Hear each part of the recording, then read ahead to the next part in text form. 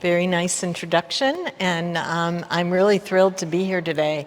I've already learned a tremendous amount and look forward to the rest of the afternoon as well. So we had a very nice introduction from Dr. Rand about how it's important for us to start to understand what is the neurobiological underpinning of the relationship between exercise and emotion. And I have long been studying a signaling system that actually spans the brain and the periphery called the endocannabinoid system. And what I'm going to do today is talk a little bit about how this system is involved in stress. And then later on, you're going to hear some more information about how it might be affected by exercise. As a disclosure, I have equity in a company that's working to create ways to make some of the cannabinoid-derived molecules, but it doesn't have anything to do with this talk. So here are my objectives. I want to sort of introduce the endocannabinoid system to you, the cast of characters. I want to talk about it and how it regulates what we heard about before, synaptic activity, and may play a role in synaptic plasticity in the brain.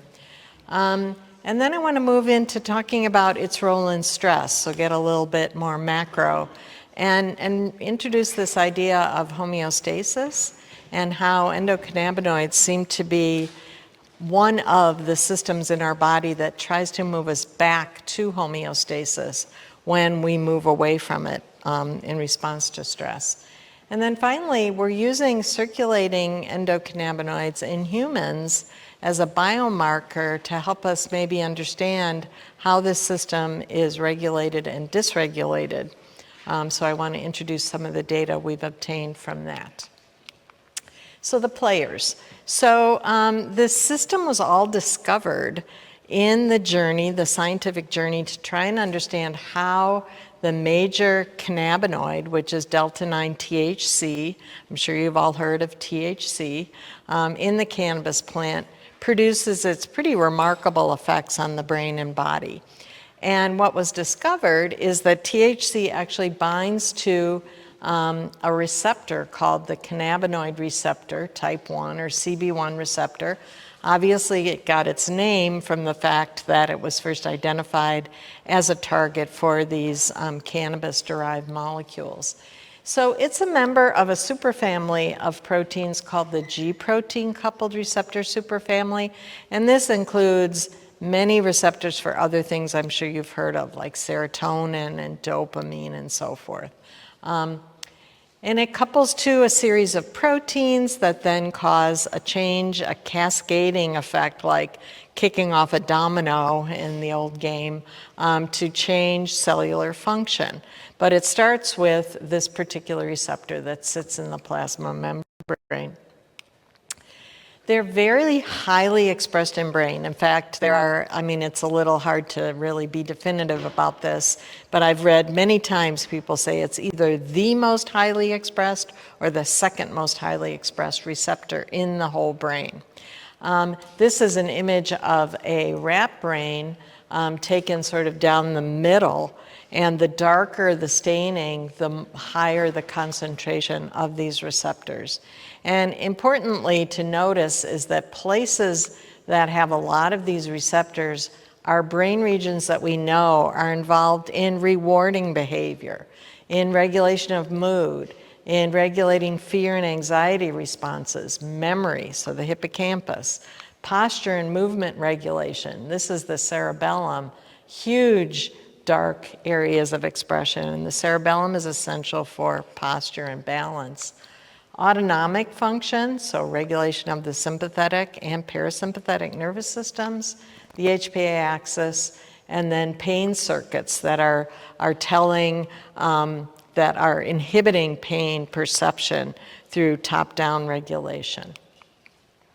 It's also expressed outside the brain, and importantly in a bunch of different sorts of neurons, including sensory neurons, the sympathetic neurons, and in the enteric neurons, which are the neurons in our gut.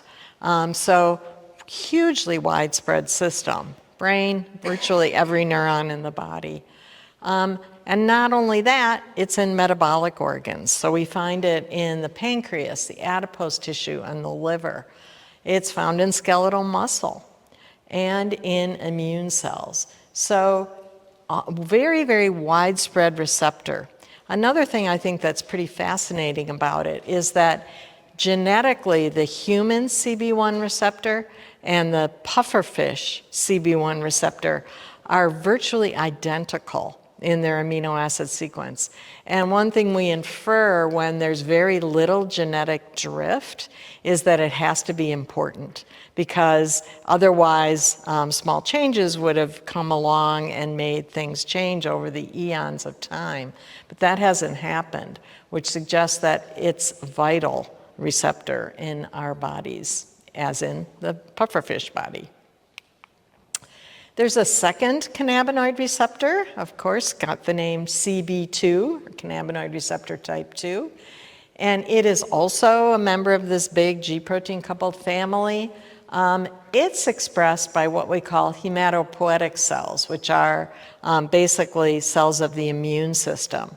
Very high density in the part of the spleen that is where B cells are born.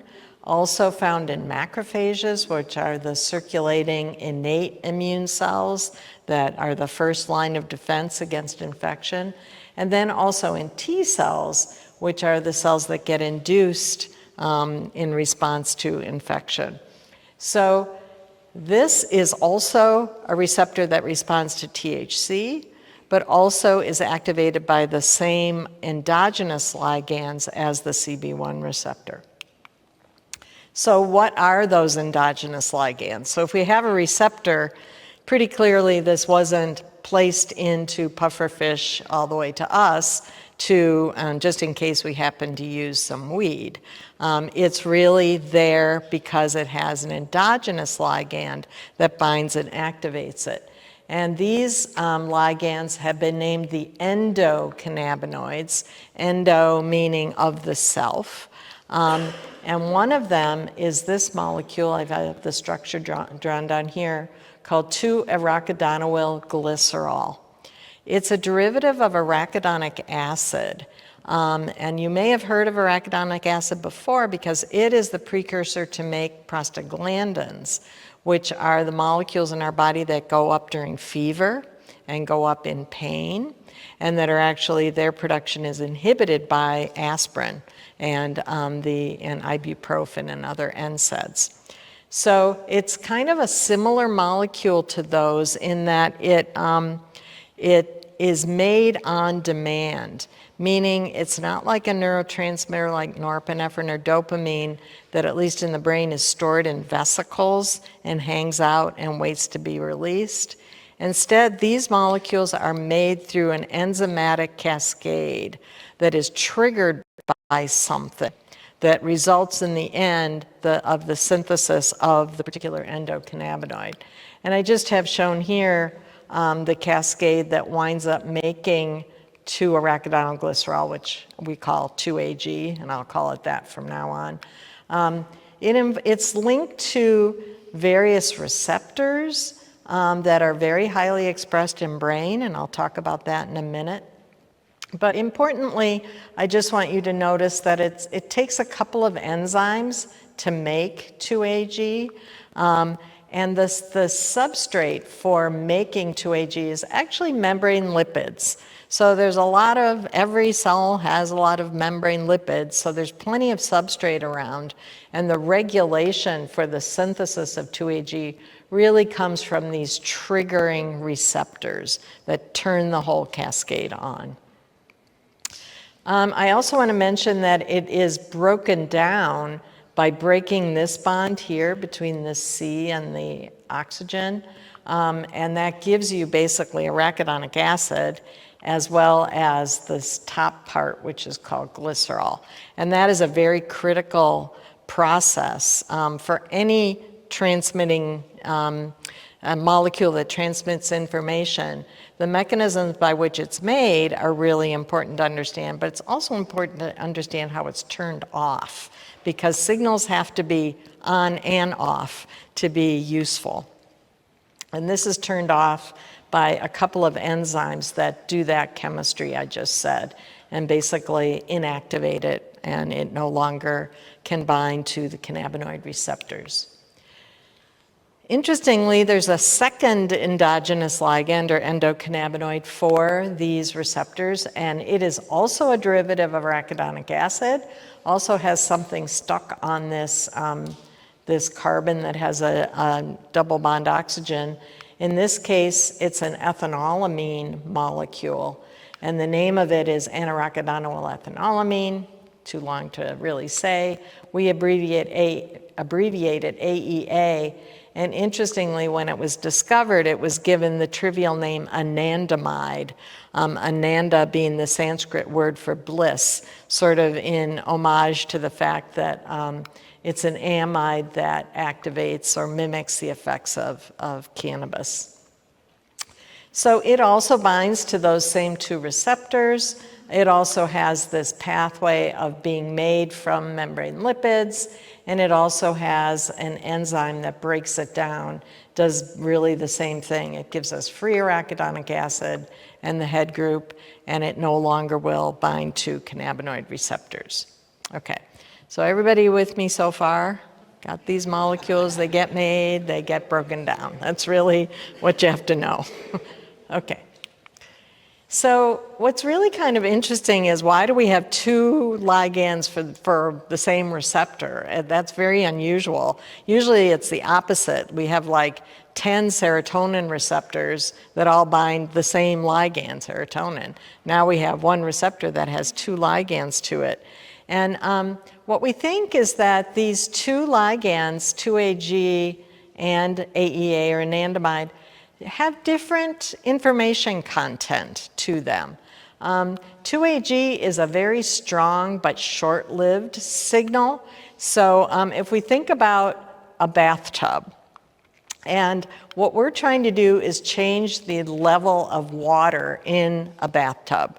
We have two ways of doing it, right? We have the faucet, which is the synthesis or the input system, but we also have the drain, which is the inactivation side of the story.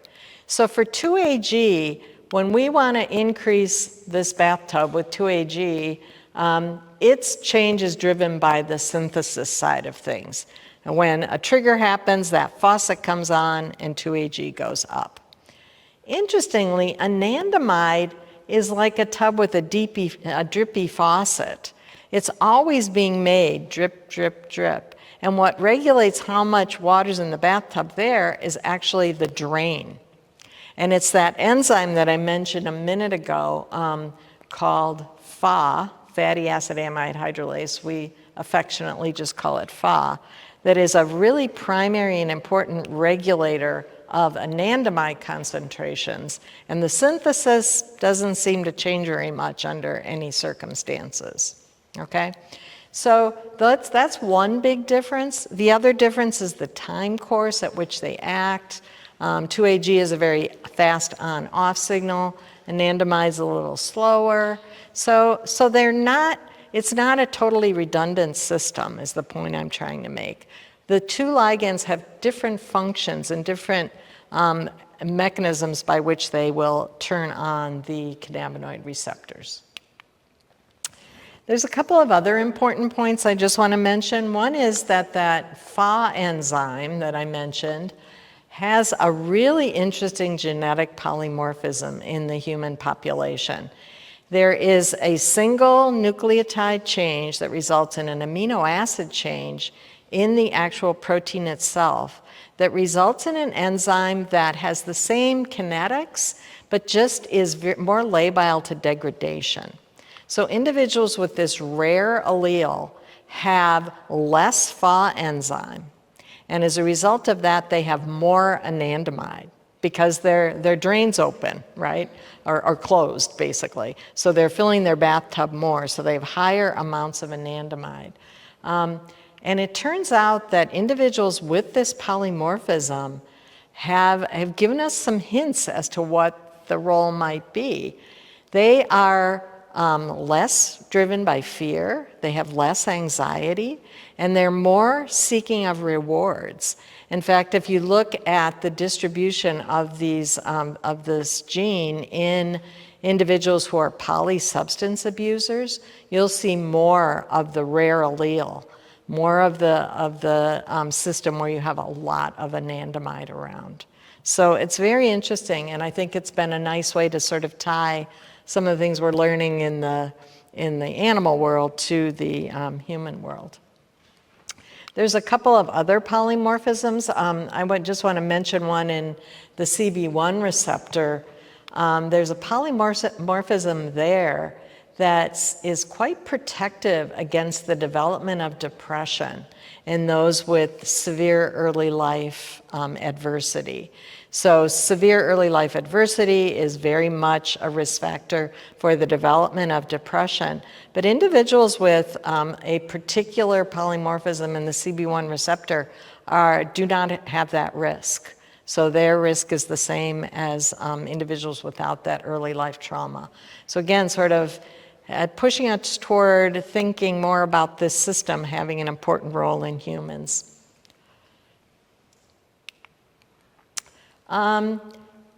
Another really important thing is that this whole class of G protein coupled receptors is very sensitive to overactivation. And what happens is that they will do something called downregulation. So if you probably have heard this a little bit more in the context of fentanyl and morphine. If someone is a chronic user of an opiate, their mu-opiate receptor, which is the target for that, will slowly downregulate, which means for them to get the same effect, they have to take higher and higher amounts of the drug. It underlies something that we call tolerance. So the CB1 receptor also will do that.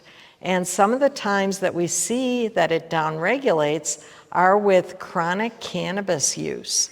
So with chronic cannabis use, you're bombarding that receptor with THC, and it will downregulate, which may result in needing more and more cannabis to get the same effect.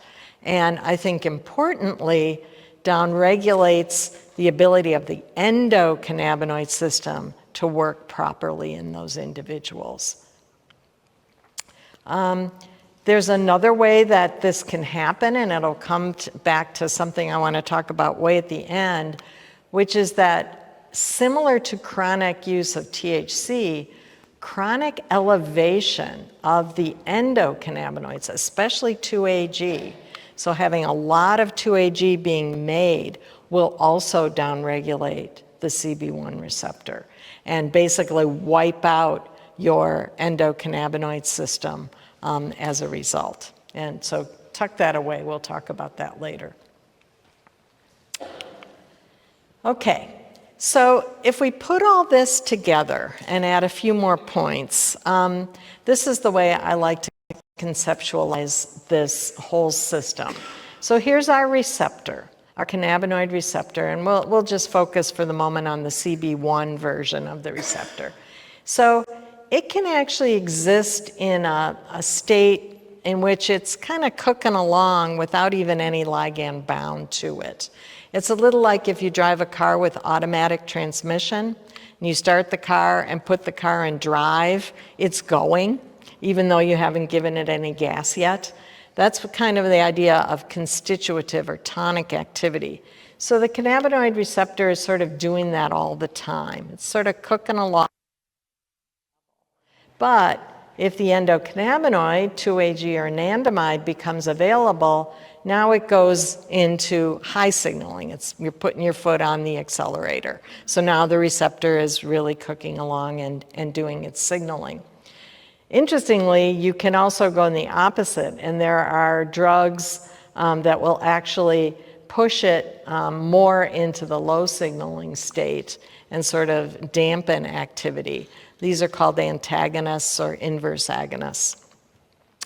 So then we get to our endocannabinoids. As I mentioned, their concentration at the receptor is going to be related to how much gets synthesized and how much gets degraded.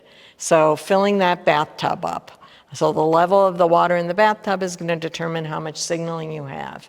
And so processes or things that alter either their synthesis or their degradation, as I mentioned earlier, that polymorphism that changes Pha expression or amount will indirectly affect signaling because they affect the amount of the endocannabinoid that's available to signal, okay? The other thing I just want to say without going into much detail is that I already mentioned that the receptor itself can disappear if it's bombarded with a lot of activating ligand.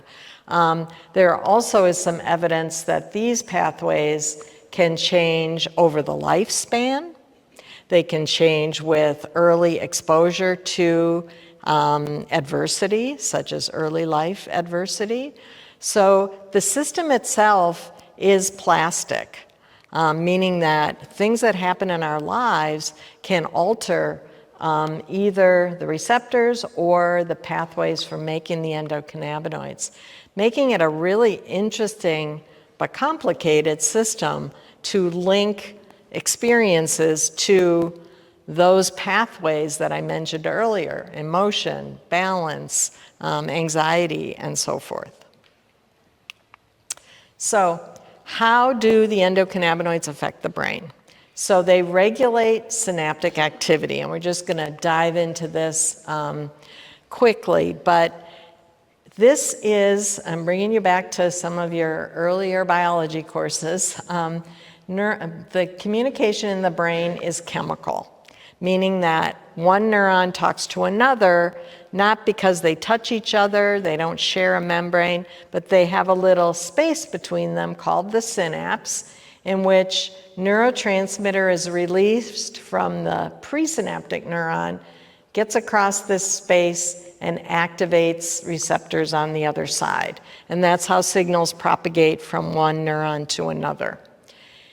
Interestingly, one of the first things that was discovered when the CB1 receptor was being explored was it wasn't on this side, as a well-behaved receptor should be, but it was found on the presynaptic side, on the side at which transmitter is being released.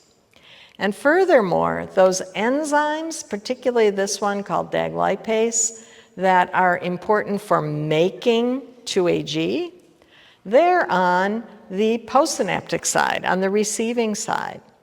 So all I'm saying here is that the players of the endocannabinoid system are backwards from normal transmission.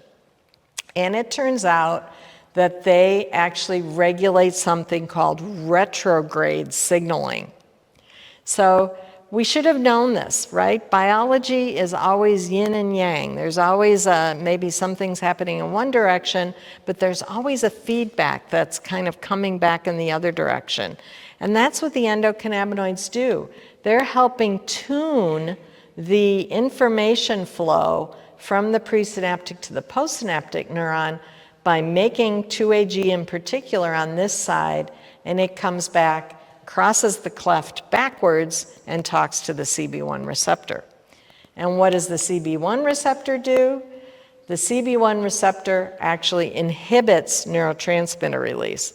But before I get to that, I was supposed to say, what initiates 2-AG synthesis? So there are receptors on the postsynaptic side that will get it to, will start that cascade, including receptors for a transmitter called glutamate, which is a major excitatory transmitter in the brain. Calcium can also do it. Interesting, glucocorticoids can also do it. Glucocorticoids are cortisol. That is the stress hormone. So the stress hormone can activate 2-AG synthesis as well. And growth factor receptors, including BDNF, which is one of the most important growth factor receptors for regulating those adult hippocampal neurogenesis processes that we heard about in Dr. Rand's talk. So a lot of things will get 2-AG synthesis going and allow it to activate the CB1 receptor. Okay, and now what does the CB1 receptor do? It inhibits the release of the transmitter that this particular neuron was going to try to release. And it does this either by blocking calcium coming in as a result of an action potential, or it has long-term changes in that affect kinases and the probability of release. Not real important, except for that to remember it is reducing the release of transmitter from this cell. And it's coupled to either glutamate, corticosteroids, calcium, or growth factors that all induce this synthesis and get the whole cascade started. So one kind of relatively easy way this works to explain is the regulation of glutamatergic signaling. So as I said, activation of glutamate receptors can induce 2-AG synthesis and release. It crosses back across that synapse, turns on these receptors, which inhibits glutamate release. So this is a perfect example of a feedback inhibition loop, right? Glutamate is turning on something that ultimately turns off its release. So that happens in many parts of the brain. It's sort of a circuit breaker that prevents excessive excitation in brain regions. A couple of other important points here is that this is a very fast process. This little enzyme here, MAG lipase, remember that's the one that shuts off 2-AG by breaking it apart. It's right here next to the CB1 receptor.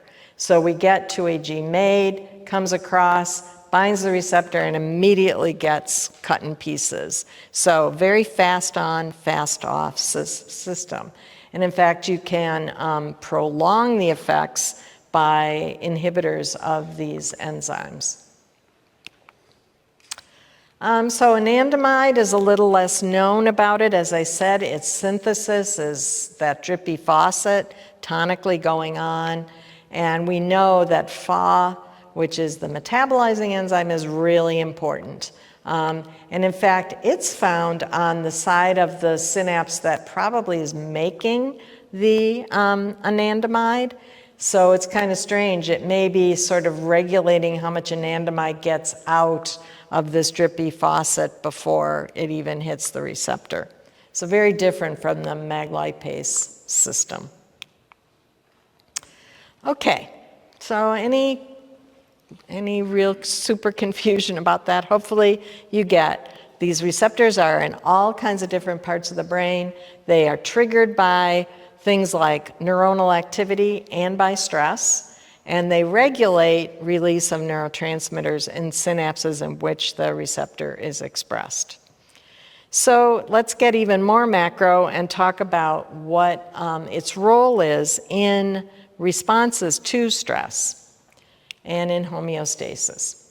So we know if you activate endocannabinoid signaling, so you enhance the amount of 2-AG that's there through various means, you get an elevation in mood and a reduction in anxiety. So increased hedonic processing, less depressive sort of behaviors, and less anxiety. Reduced aggression, increased interest in social interactions with other animals. Reduced neuronal, endocrine, and behavioral responses to stress. It affects sleep. It reduces the feeling of pain. It increases food consumption.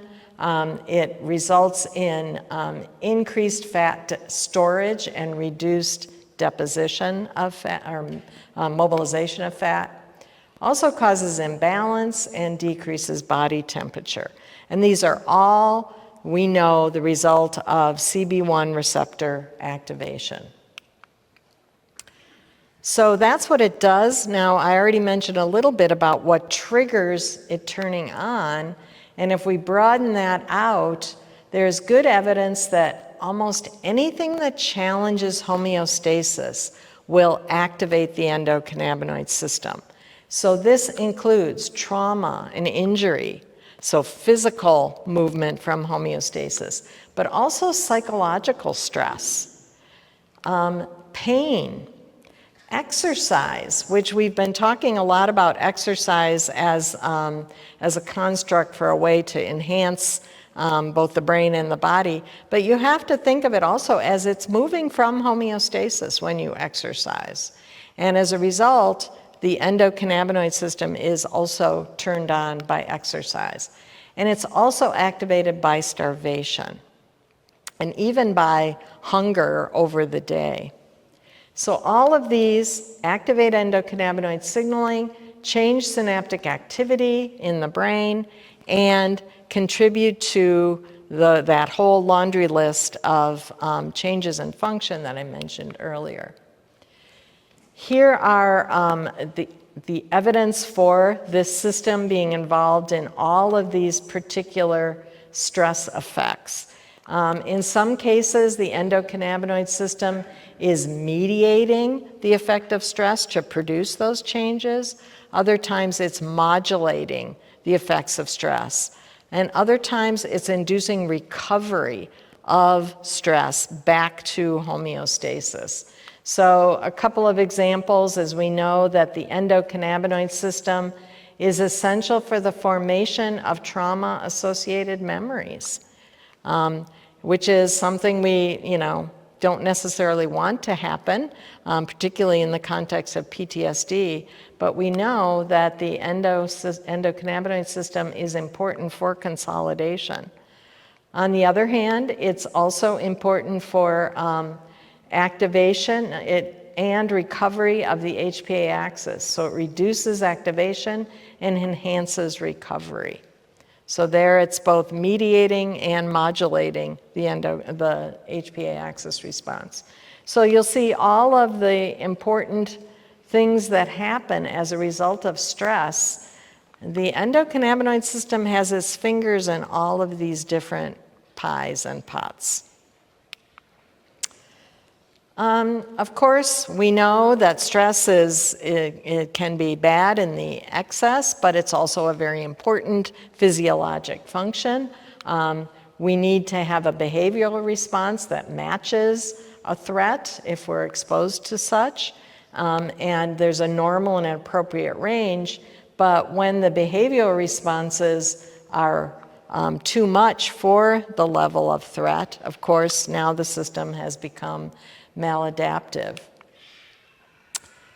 One of the systems I want to dive into a little bit more is actually the HPA axis, hypothalamic pituitary adrenal axis. This is one of the ways that the brain has to modulate the whole body when it detects fear or moves strongly away from homeostasis.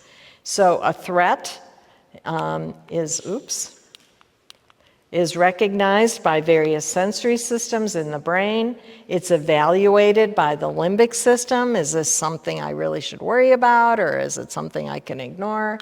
If it's a known threat or maybe an unknown potential threat, we activate signaling in the part of the brain called the amygdala through the activation of a neuropeptide called CRH, and that feeds into the hypothalamus, which releases corticotropin-releasing hormone to the pituitary, releases ACTH into the blood, travels to the adrenal, and we get glucocorticoids in the circulation.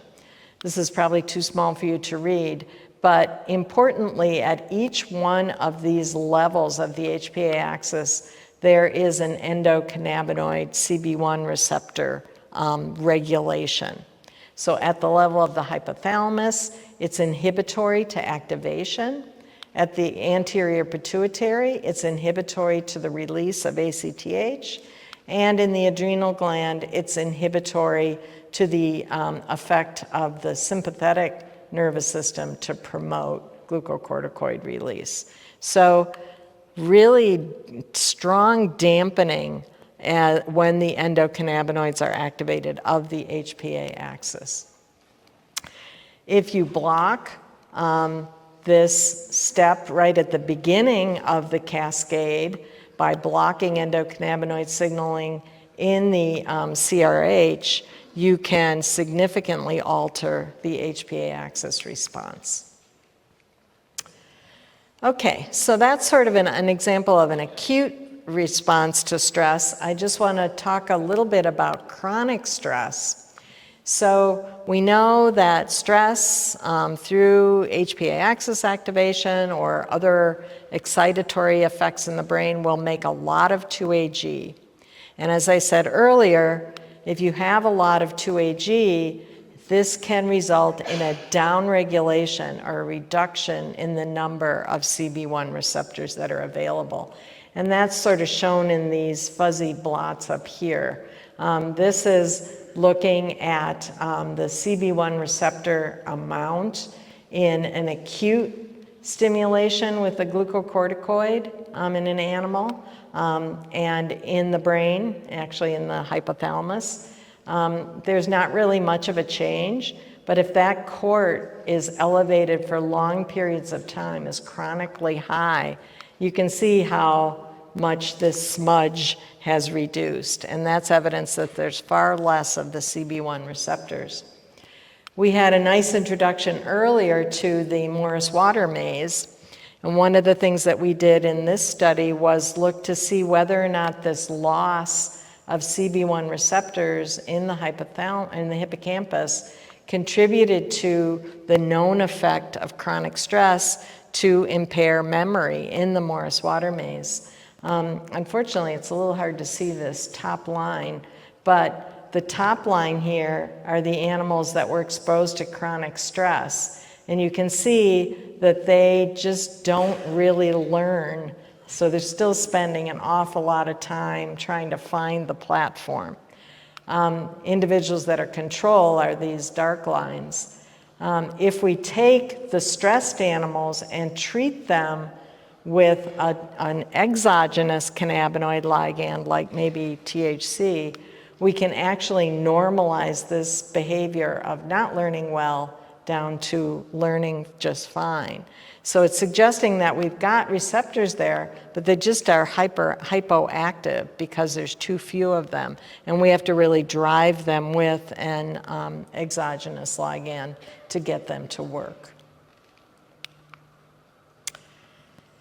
So just to sort of summarize some of these things and really to bring forth the idea that I think that dysregulated endocannabinoid signaling can be a contributing factor to many of the diseases and disorders that are the outcome of chronic stress. So endocannabinoid signaling promotes sleep.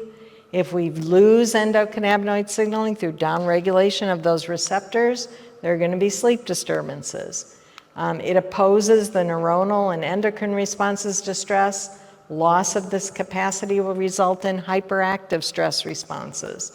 It reduces the perception of pain. Loss of that, you're going to have excessive pain. It maintains hedonia. Loss of that is depression. Reduces fear. Loss of that is anxiety disorders.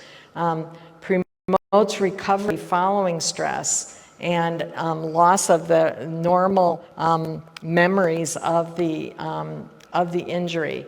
Loss of that results in PTSD. And then there's also inflammatory changes through the CB2 receptor that I haven't really talked about.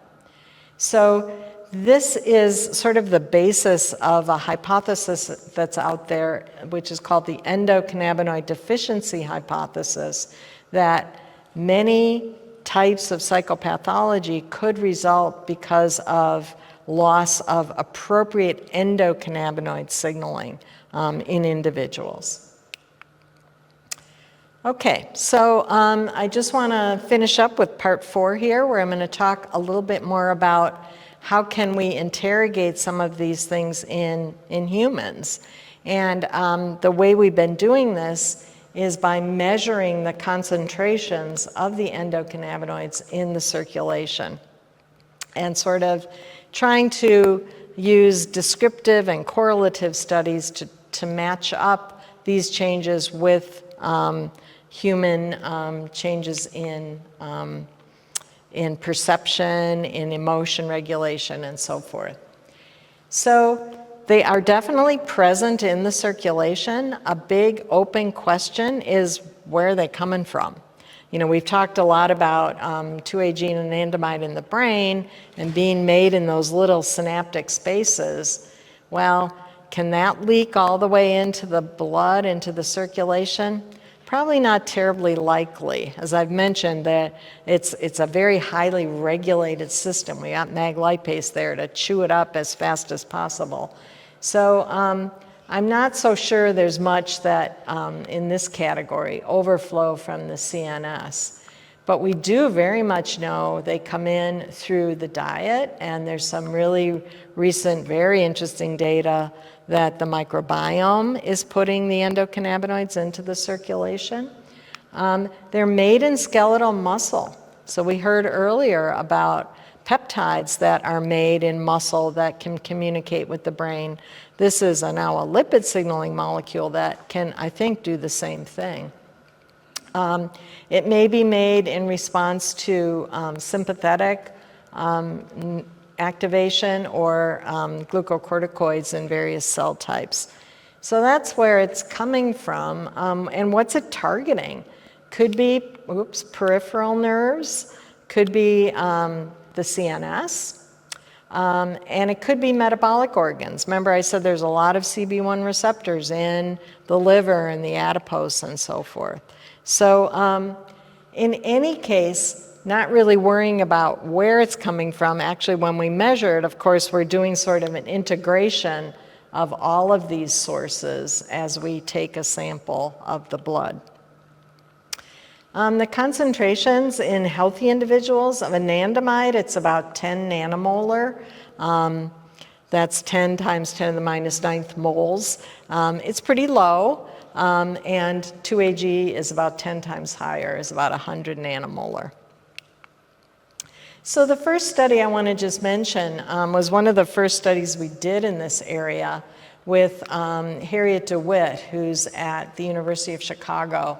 And she has a healthy human subjects study lab and is very interested in the effects of psychological stress on various outcomes.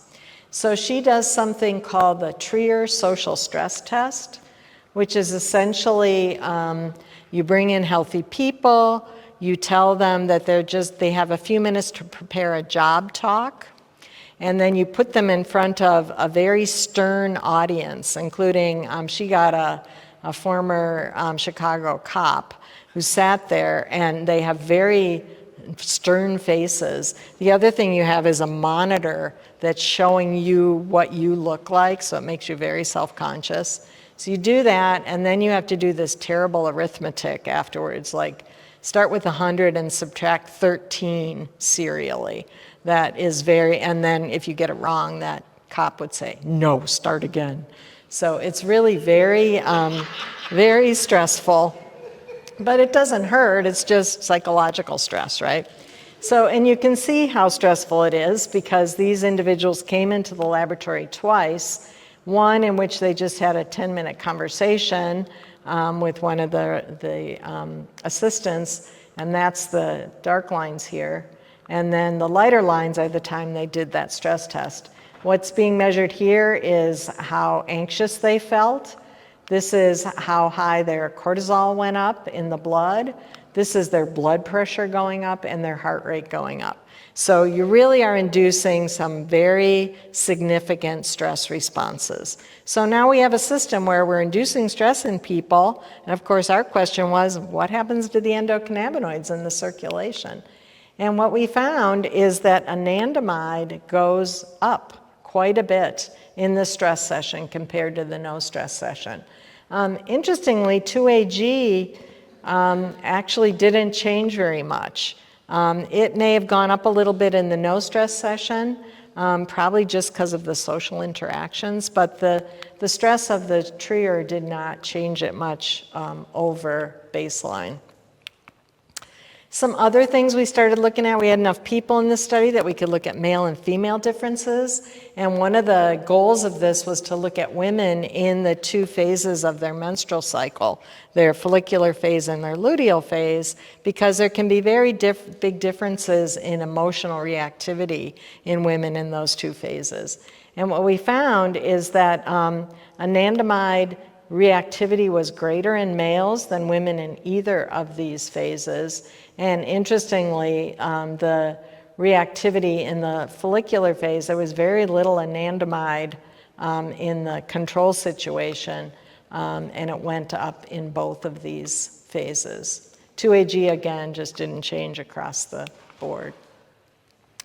We did a few correlational studies and found that the concentration of anandamide was not related, pretty flatlined when we tried to compare how much anandamide was in the same sample comparing to cortisol. They weren't really related. So I don't think it's the HPA axis that's making the anandamide. It's probably coming from somewhere else. But also we did find that, as we predicted, that there is a negative relationship between the amount of anandamide and the amount of anxiety. In other words, the higher the anandamide concentration, the lower the baseline in anxiety was in those individuals. And these are healthy University of Chicago college students, so they weren't particularly anxious to begin with. But even in this population, those with a lot of anandamide had less anxiety than those that did not. So this is another study that I did with Kelly Colton, and actually that was carried on by Kevin Crombie, who you're going to hear about later.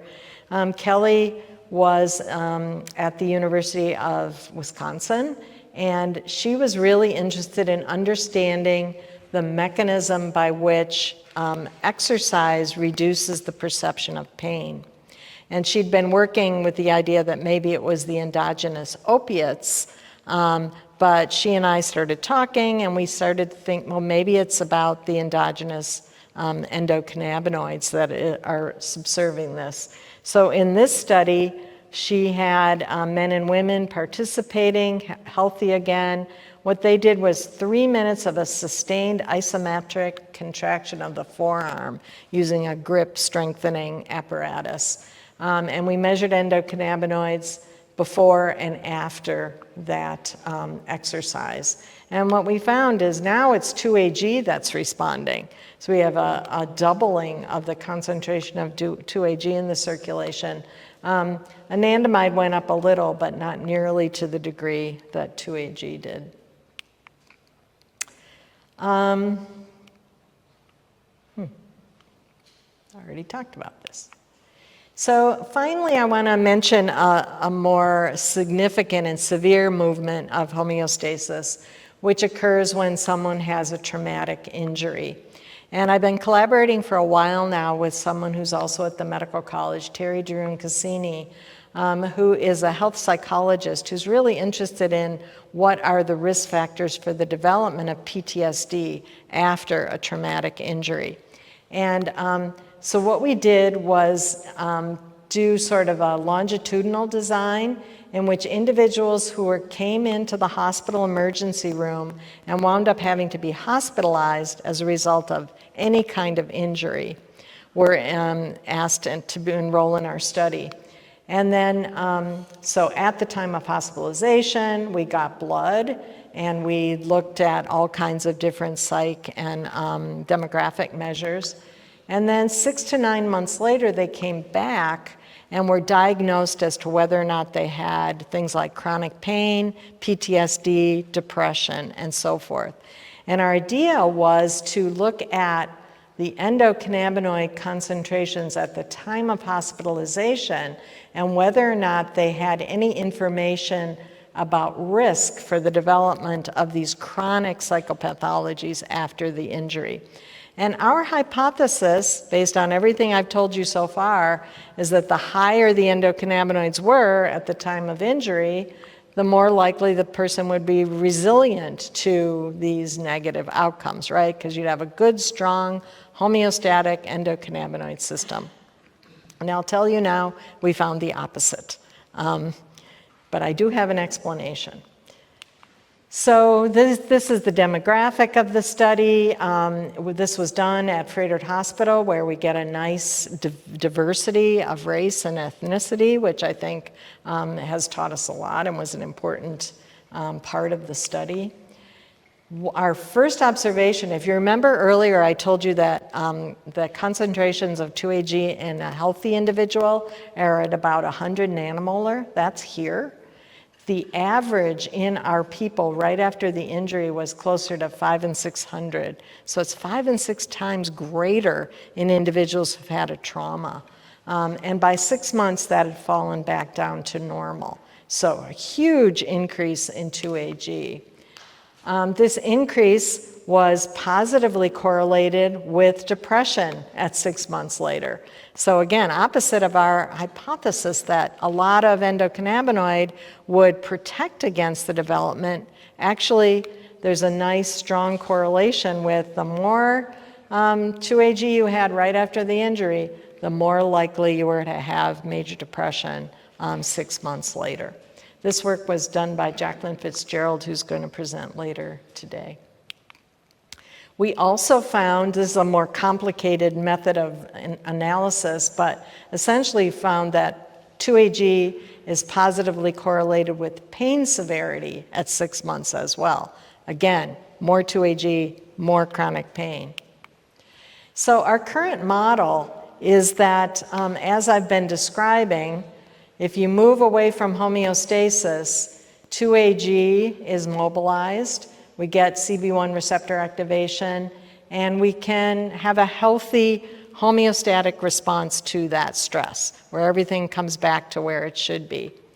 What we think is happening with severe stress or distress, as happens in a traumatic injury that requires hospitalization, is that we get this enormous increase in 2-AG. We think that that downregulates the CB1 receptor, just like chronic THC does, and that actually increases the risk for depression and chronic pain going forward. Okay, so just to summarize, endocannabinoid signaling is widespread, influences many aspects in the nervous system. I showed you it has this mechanism by which it's regulating communication between neurons. Writ large, it's homeostatic. It is altered by stress and mediates or modulates the effects of stress in the CNS, but probably also in the rest of the body. And we think that endocannabinoids in the circulation may be a biomarker for stress or might be a biomarker for the risk of developing negative consequences when exposed to stress. So these are just my learning objectives. Hopefully we got through them all. Thanks.